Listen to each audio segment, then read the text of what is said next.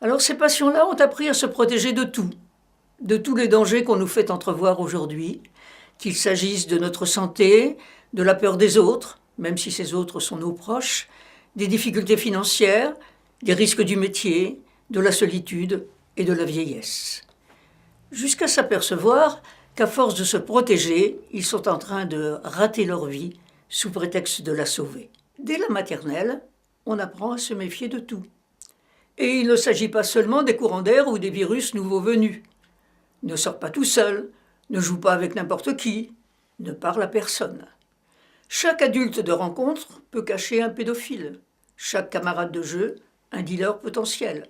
De toute façon, rien n'est jamais comme à la maison.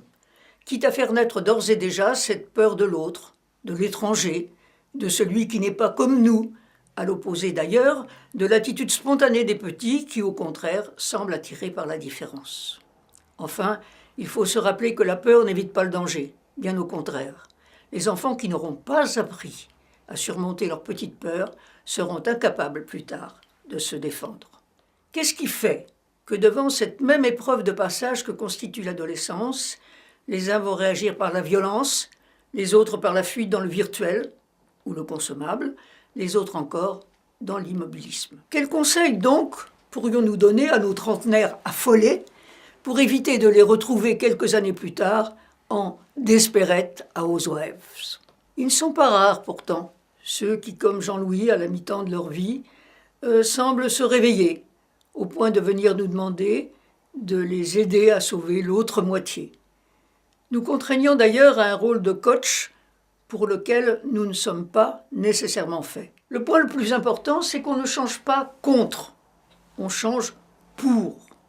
Autrement dit, l'insatisfaction de sa vie actuelle, ou la phobie de son métier, ou de son entreprise, ne peuvent constituer de bons motifs de changement.